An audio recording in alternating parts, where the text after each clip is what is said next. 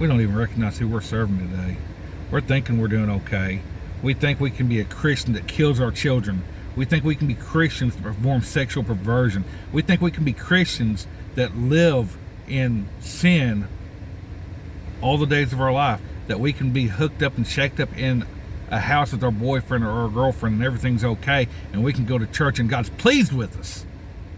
Nothing's farther from the truth. Our worship has become a stench to Him. I would like to ask you, if you enjoy this content, if you'd like to see more of it, if you want to help see people saved. In order to help this video go out to more and more people, all you need to do is hit that like button, subscribe, and then YouTube will kick it out to more and more people. Thank you. Last week, we talked about why evil exists. And it was determined that the main reason that evil exists and why it's so prevalent is because we choose evil over good. We also know that, according to Matthew chapter 25, verse 41, that hell was created for the devil and his angels. And that the reason men and women go to hell is because they choose to follow the devil instead of God. And today I want to discuss why it is that we choose evil so often. We also learned in 2 Corinthians chapter 11, verse 14, that Satan transforms himself into an angel of light. So let us start with that passage. So look in 2 Corinthians chapter 11, verse 12, and it says, "But what I do, that I will do." What Paul is doing is boasting, or shall we say, preaching about God to other people. And he goes on and says, "That I may cut off occasion from them which desire occasion." And those are the people that oppose the gospel. That's who he's trying to cut occasion off from. "That wherein they glory, they may be found even as we." And he wants to see those people saved that oppose the gospel. "For such are false apostles, deceitful workers, transforming themselves into the apostles of Christ. And our churches today are filled with preachers who preach another gospel, whether it be about prosperity or something else." And then in verse 14 it says, "No marvel, for Satan himself was transformed into an angel of light. Therefore it is no great thing if his ministers also be transformed as the ministers of righteousness, whose end shall be according to their work." So today we have preachers, we have celebrities, and they tell us to live our best life now. They tell us it's possible. They tell us that there's all kinds of different ways to achieve nirvana, or to be happy, or to see heaven, and that there's many ways to do that, even though the Bible it clearly teaches us that Jesus is the only way. But they preach peace to a broken world and affirm the world that they are doing just fine. But as in the days of Samuel, when there was no open vision, and all that means is there wasn't any understanding of the Word of God, we are once again finding the Word of God to be hard to find. New Bible versions are watering down the message of the gospel, and we are told in Proverbs chapter 29, verse 18, that where there is no open vision, and that means no understanding, you got spiritual blindness, but where there is no open vision, the people perish. But he that keepeth the law, happy is he. We can clearly see that people today are vanishing, that we're perishing, We ignore God, and we heap together to ourselves teachers that will tell us what we want to hear, just like Israel used to do back in the Old Testament. It's nothing new. We're just doing the same things that people have been doing for centuries.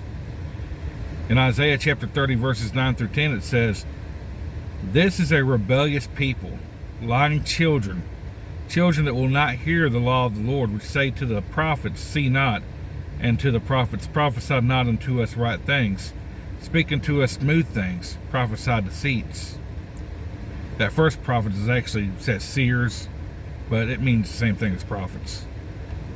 But last week we learned that the man, being Adam, he gave up dominion of the earth to Satan when he chose sin, when he chose to eat of the fruit of the tree of the knowledge of good and evil. And we need to know exactly who God says Satan is in order for us to understand why people are doing the things that they are doing. As Christians, we often wonder why people cannot see the truth when it's right in front of their face. And the simple truth is, they're blind. In 2 Corinthians chapter 4, verse 3 and verse 4, it says, "If our gospel be hid, it is hid to them that are lost." in whom the God of this world hath blinded the minds of them which believe not, lest the light of the glorious gospel of Christ, who is the image of God, should shine unto them. Satan don't want people to see the truth. He keeps trying to put shiny things out in front of their faces to distract them from the truth of God's word, to help try to keep them happy in the here and now, so that they're not thinking about the things that are to come. It's pretty easy to see how he blinds people when you understand that he's transformed into a minister of light. People get so easily distracted with those shiny objects. We have been convinced that evil is good, and I know some people will have an issue with me calling Satan the god of this world, but that's just what the Bible calls him. And we know he is an angel. He's a fallen angel. And all those angels that followed with him, they're what we call devils. Satan's just one of the many angels who fell from heaven.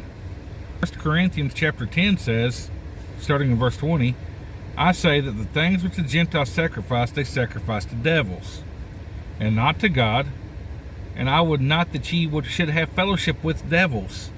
Ye cannot drink the cup of the Lord and the cup of devils. Ye cannot be partakers of the Lord's table and the table of devils.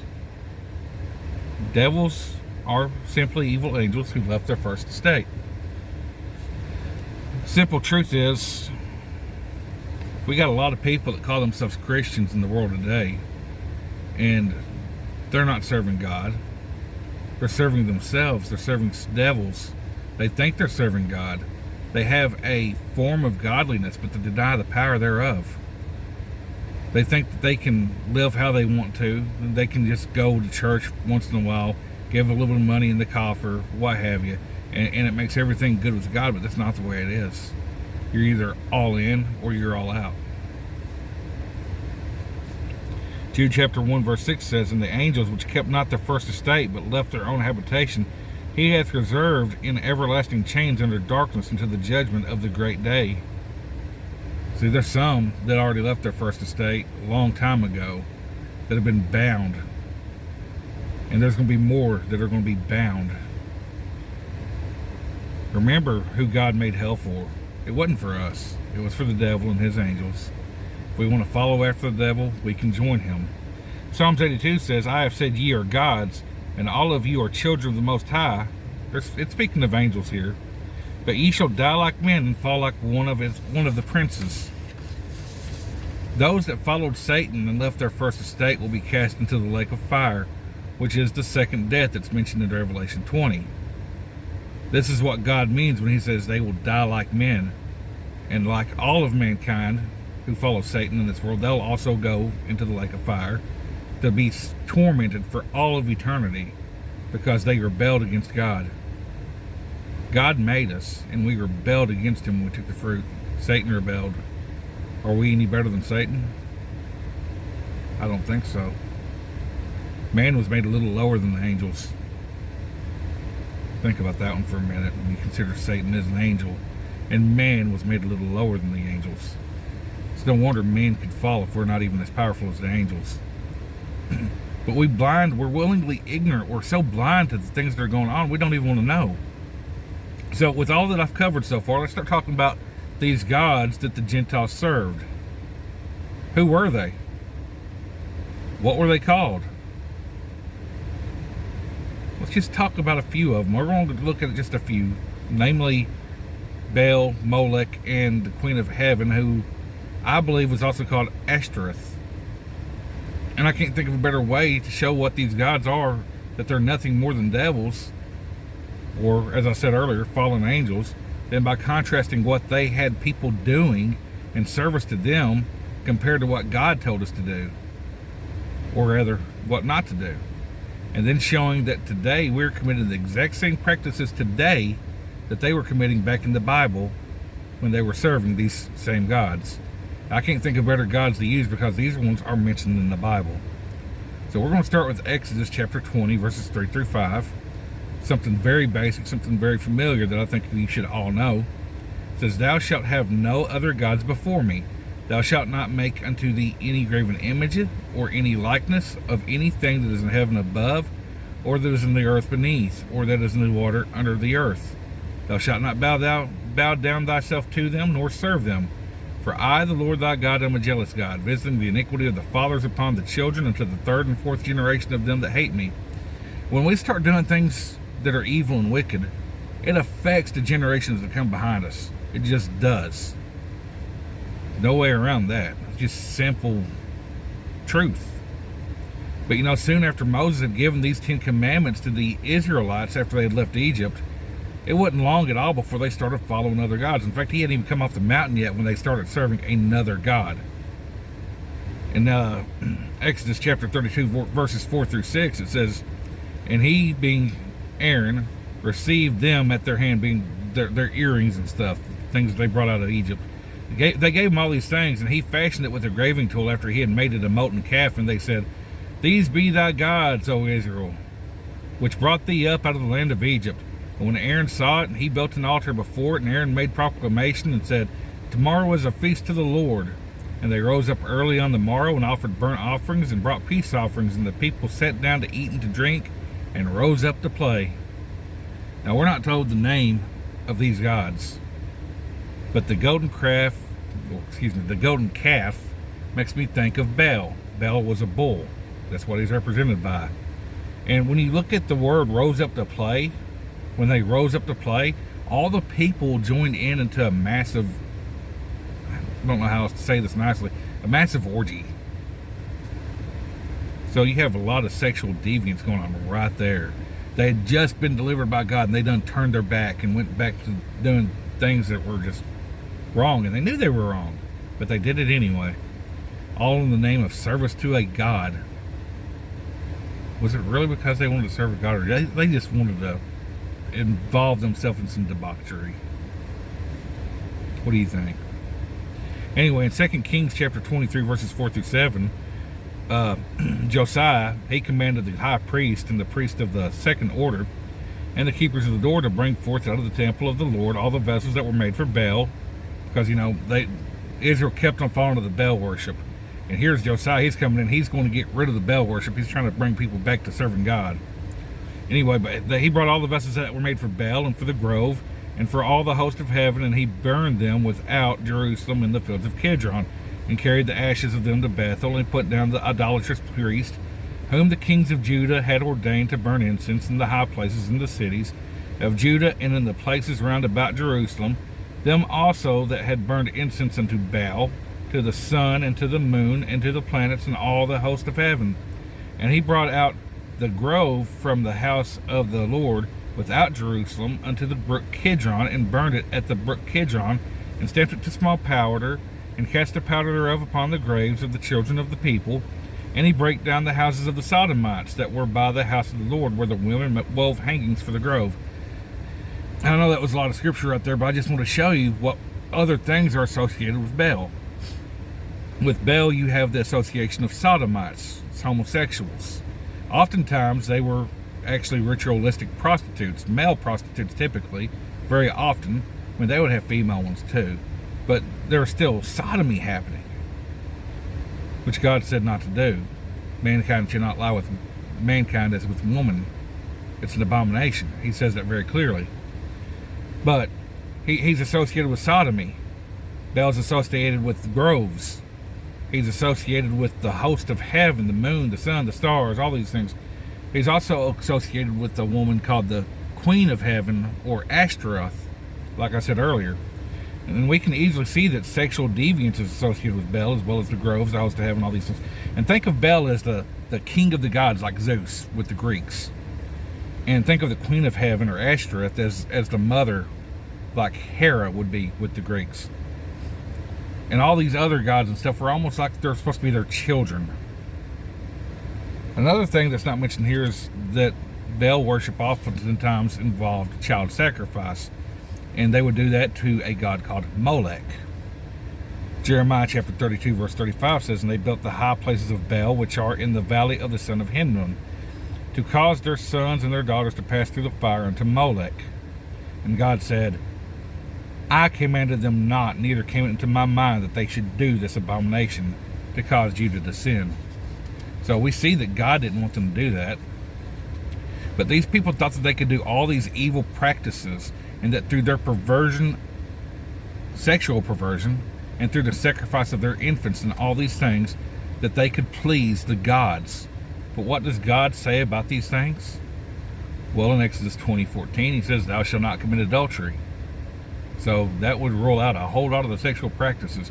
It also says in other parts of the Bible that fornicators shall not inherit the kingdom of heaven. And fornication is any sexual act performed outside of the confines of marriage. Leviticus 18:21 says, "Thou shalt not let any of thy seed pass through the fire to Molech." That means your children. "Neither shalt thou profane the name of the Lord thy God. I am the Lord." So there's that. That's pretty clear. Deuteronomy chapter 16 verse 21 says, "Thou shalt not plant thee a grove of any trees near unto the altar of the Lord thy God, which thou shalt make thee." And in that longer passage I just read earlier, there were groves that were planted near the temple of God, where they were worshiping Baal. They were worshiping Baal in the temple of God. Now, if that's not bad enough, let's look at something else that they would try to do to get their God's attention. If you know the story about Elijah in 1 Kings 18, he went to Ahab and told Ahab it wasn't going to rain for 3 years. 3.5 years, I think is what it actually was. And he finally came back and met Ahab, and he had a contest with his 450 prophets of Baal on top of Mount Carmel. And he told them, nobody puts the fire to their sacrifice. I want to offer a sacrifice. You prophets of Baal offer a sacrifice. Whoever God sends down fire to consume the sacrifice, he will be our God. And these prophets of Baal could not get their God to answer because he is no God. He's just a devil.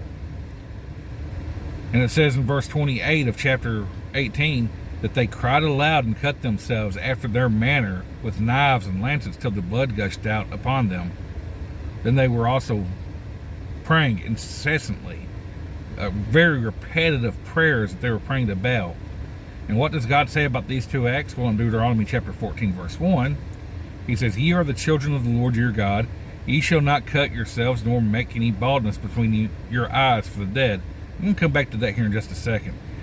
And in Matthew chapter 6 verse 7, it says, "But when ye pray, use not vain repetitions as the heathen do, for they think that they shall be heard for their much speaking." So repetitious prayers, they're not going to help you. They're not going to save you. They're not going to do anything good for you. God hears your prayers. He knows what you need before you even ask. He ain't hard of hearing. You ain't got to keep asking. I'm not saying that you can't ask today and ask again tomorrow, but you don't, like the Catholics do with their Hail Marys. They'll sit there and pray 100 of them in a repetition, and yeah, that's not how we're supposed to pray. So God says not to cut yourself. In Deuteronomy 14, he says, "Ye shall not cut yourselves, nor make baldness between your eyes for the dead." And I know it specifically says not to do these things for the dead, but I want you to look at what the first appearance of the name of Baal is in the Bible. You'd have to go back to Genesis chapter 36, verse 38 to find the first appearance of the word Baal. And there's a man named Saul. We don't know anything about him really, but it says, "And Saul died, and Baal-Hanan, the son of Achbor, reigned in his stead." When looking in the Strong's Concordance, Baal-Hanan is transliterated as Baal-Canaan. The CH is pronounced like a K. It would sound like Baal-Canaan, like Baal from Canaan. Baal worship was centered in Canaan. The promised land where the Jews were told to go. They went there. They worshiped Baal in the land of Canaan when the Jews went there. And you would be amazed at how many times gods that people serve receive their names from dead men. Ancestor worship many times is transformed into some kind of polytheistic god worship. Jupiter is also known as Zeus in the Greek tongue, but Jupiter, as the Romans called him, his name originates from Japheth. Japheth is one of the sons of Noah. One of the gods of Assyria, Asher. Assyria was founded by a man named Asher. It's not uncommon for ancestor worship to turn into idolatry. In fact, it is idolatry, but you know what I mean. It escalates. These actions that people do Or to try to get their God's attention. It's to try to save themselves. It's to try to find a way to gain favor with God or a God. But we know that works cannot save us. It can't save us from the penalty of sin. Our works aren't enough. We cannot earn what God is giving us for free. God told us not to do these things for Him. But devils will gladly watch you do such things in worship to them. And the interesting thing about all these things that God said do not do, that the people were doing any that way, is that many of those things Jesus did for us. Was He cut for us? He didn't ever cut Himself. But in Isaiah chapter 53 verse 5 it says, "But He was wounded for our transgressions. He was bruised for our iniquities. The chastisement of our peace was upon Him, and with His stripes we are healed." And we know that the blood gushed out of Him when He was beaten and crucified, and that crown of thorns put on His head, and when they stabbed Him with the spear and all these things, and this blood just came out from all over His body. He shed His blood for us. He don't want to shed our blood for Him. And did God allow His Son to pass through the fire? Psalm 16 verse 10 says, "For thou wilt not leave my soul in hell, neither wilt thou suffer thine Holy One to see corruption." And that's speaking of Jesus' death, but the fact that He wasn't going to stay dead, that He would be resurrected. So did He pass through the fire? Absolutely. How about the flames of hell? Try that one out for size. He went into hell to defeat death to save us. Now that's amazing. The Gentile world left all these abominable acts that we've been speaking of for a long time. Maybe not everybody, but a large portion of them. But now things have come full circle, and just like Israel, when it says in Judges 2:13 that they forsook the Lord and served Baal and Ashtaroth, we're doing the same thing once again in the Western world, here in America. And you're probably thinking, well, we're not serving Baal and Ashtaroth and Molech, and that don't make any sense. How are we doing that? Well, I think it's very simple. And I know that verse is speaking of Israel, but America is doing the same thing. Baal worship was sexual perversion. Just look at our pride parades.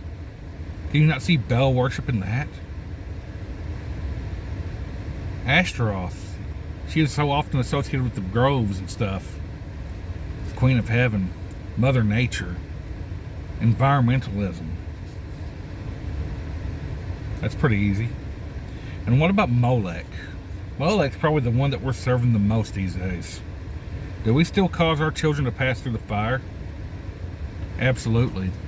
When they would sacrifice a child to Molech, they would typically kill the child first ritualistically and then throw them into the fire. Today, we have this ritual. We call it abortion, where we go into the womb, tear the child apart, remove them from the womb, and not every time, but oftentimes, the remains of that child is cremated. What is cremation? It's burning with fire. So yes, we are still causing our children to pass through the fire. We just ain't waiting for them to come out the womb. We ain't got the patience for that. We're worse than they were. Sin has increased. Wickedness has increased in this world today. They called it serving other gods. We call it serving ourselves. Living for ourselves. Living our best life now. Avoiding the consequences of our actions, but still performing the same acts. We might call it two different things, but the goal of the same devils are being fulfilled today that were being fulfilled back then. We look around, we say everything's good, we haven't done anything wrong. Nothing's going wrong. We're doing fine. But Isaiah chapter 47 verse 10 says, "You have trusted in thy wickedness, thou hast said, none seeth me. Thy wisdom and thy knowledge it hath perverted thee. And thou hast said in thine heart, I am, and none else beside me." We call that human secularism today. We say that we're our own gods, but the truth is, we're still serving our Father. But which father are we serving? If you look in John chapter 8, Jesus and the Pharisees were having a discourse. And the Jews said that Abraham is our father. And Jesus said, if you were Abraham's children, you would do the works of Abraham. He said, Abraham wouldn't have seeked to kill me, but you are. You do the deeds of your father. And they said to him, we're not born of fornication. We have one Father, even God. And Jesus came back and said, if God were your father, you would love me. For I proceeded forth and came from God. Ye are of your father, the devil, and the lust of your father ye will do. He was a murderer from the beginning, and abode not in the truth, because there is no truth in him. When he speaketh a lie, he speaketh his own, for he is a liar and the father of it. We don't even recognize who we're serving today. We're thinking we're doing okay. We think we can be a Christian that kills our children. We think we can be Christians that perform sexual perversion. We think we can be Christians that live in sin all the days of our life. That we can be hooked up and shacked up in a house with our boyfriend or our girlfriend and everything's okay. And we can go to church and God's pleased with us. Nothing's farther from the truth. Our worship has become a stench to him. 1 John chapter 1 verse 18 says, if we say that we have no sin, we deceive ourselves, and the truth is not in us. See, truth has left America. We watch celebrities and megachurch pastors and the very leaders of this nation living depraved lifestyles, and they have convinced the majority of us that everything's okay, and sadly a great number have joined the depravity. Do they know it's wrong? Oh yeah, they know it's wrong. Romans chapter 1 verse 32 says, who knowing the judgment of God, that being every man born alive, that they which commit such things are worthy of death, not only do the same, but have pleasure in them that do them. You see, it makes wicked people happy to see others join in with their wickedness. They'll try to convince you that it's okay. And they hate it when people won't join in. They hate the people that won't join in. See, we as a nation, we have rejected God, even though we have the evidence of his very existence right in front of our eyes through the creation. This world, it could not have come into existence of its own accord. Random chance couldn't do it. Evolution's a lie. I don't believe it. We allow everything that we're seeing to keep getting worse. The sin of this world is getting worse and worse and worse, exponentially. But since this world entertains us, we turn a blind eye to it. We allow it to enter our homes, on our screens, on our tablets, on our TVs, our computers. And when our children start doing the things that we've always stood against, instead of saying, son, you're doing wrong, you need to straighten up, we say, you know what? I guess that wasn't as bad as I used to think it was. And we just join hand in hand with the sin. And then our grandchildren get even worse. We once stood on a firm foundation, but now we've stepped into quicksand and we don't even realize that destruction is coming swift upon us. People, Jesus is coming. It's time to get your house in order.